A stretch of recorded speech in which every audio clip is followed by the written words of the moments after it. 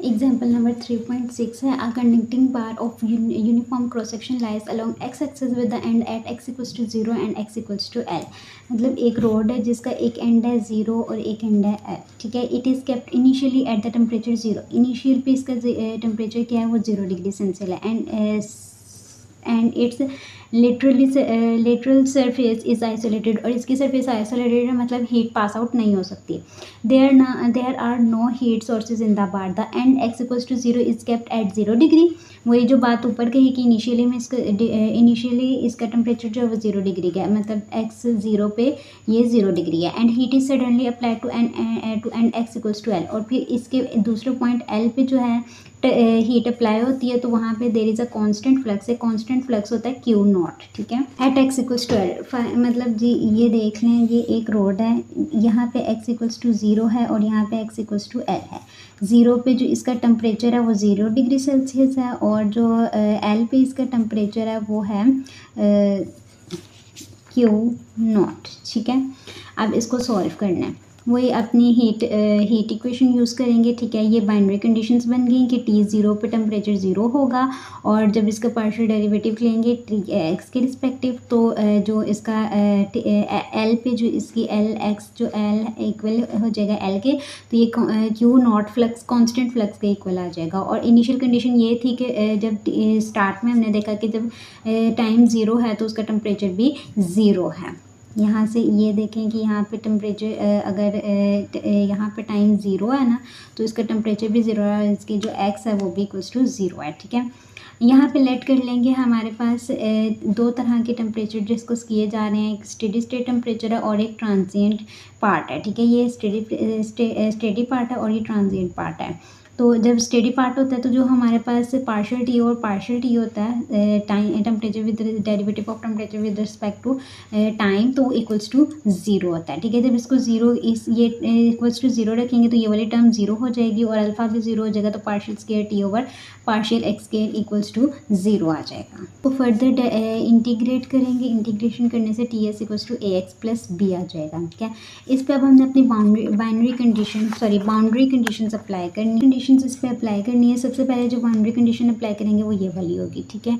इस पर boundary condition apply इस तरह से हो जाएगी कि एक्स की जगह 0 आ जाएगा और टाइम एज इट इज़ रहेगा, तो ये एक्स की जगह 0, ये वाली टर्म 0 हो जाएगी और बी इक्वल्स टू 0। जब इसमें अब इसमें पुट करेंगे ए की बी की वैल्यू, तो ये आ जाएगा।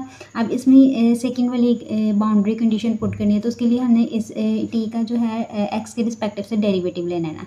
जब एक्स के रिस्पेक्टिव से इसका डेरिवेटिव ले लेंगे तो ये इस तरह से आ जाएगी।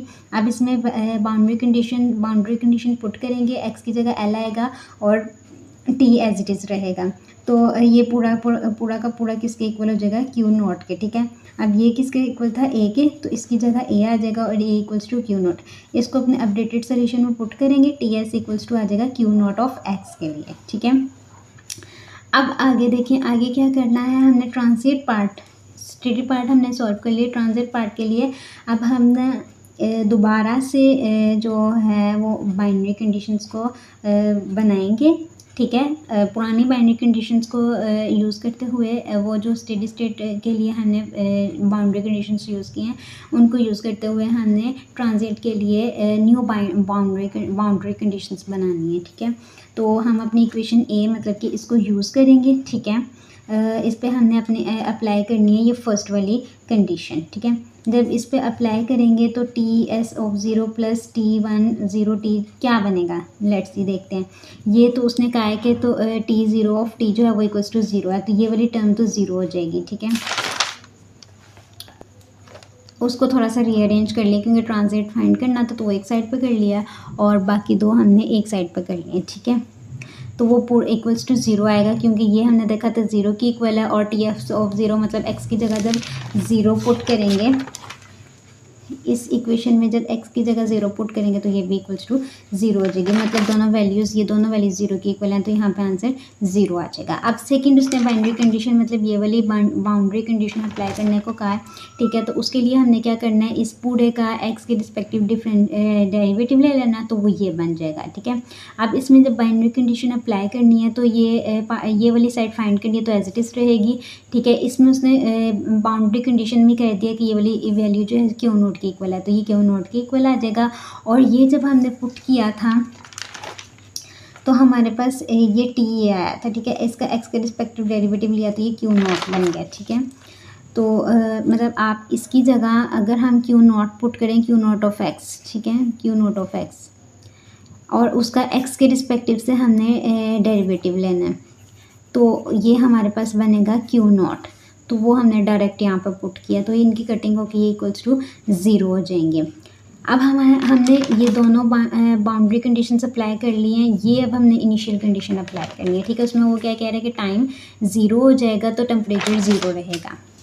तो यहाँ पे हम अपनी जो हमारी ये वाली इक्वेशन थी, ये वाली इक्वेशन इसमें, सॉरी इसमें नहीं, इस वाली इक्वेशन में, इस वाली इक्वेशन में ये वाली बाउंड्री इनिशियल कंडीशन पुट करेंगे तो ये आ जाएगा, ठीक है। अब वो इसमें कंडीशन में उसने बता दिया ये 0 की इक्वल है, और टी एक्स ऑफ 0 मतलब जब हम एक्स को एज इट इज़ रहने देंगे और टाइम को चेंज करेंगे तो हमारे पास ट्रांजिट में टाइम नहीं आ रहा था, तो वो इक्वेशन एज इट इज़ आ जाएगी। तो D one of X equals to minus Q not of X आ जाएगा, ठीक है। अब ट्रांजिट की हमारे पास 3 एक कंडीशंस निकल आई हैं।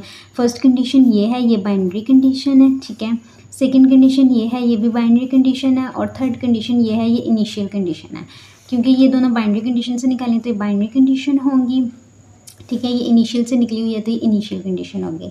और अब ट्रांजिट पार्ट को सॉल्व करने के लिए हम वही वाली इक्वेशन यूज़ करेंगे, A equals lambda X plus B sine lambda X E into E minus alpha lambda square T. इस पर सबसे पहले फर्स्ट वाली बाइनरी कंडीशन अप्लाई करेंगे, बाउंड्री कंडीशन अप्लाई करेंगे, ठीक है। तो इसको सॉल्व करने के बाद हमारे पास ए इक्वल्स टू 0 आएगा। यहाँ पे 0 पुट कर दिया तो ये वाली वैल्यू बच जाएगी। अब इस पे सेकंड वाली बाउंड्री कंडीशन अप्लाई करेंगे। उसका पहले एक्स के रिस्पेक्टिव से डेरिवेटिव लेंगे।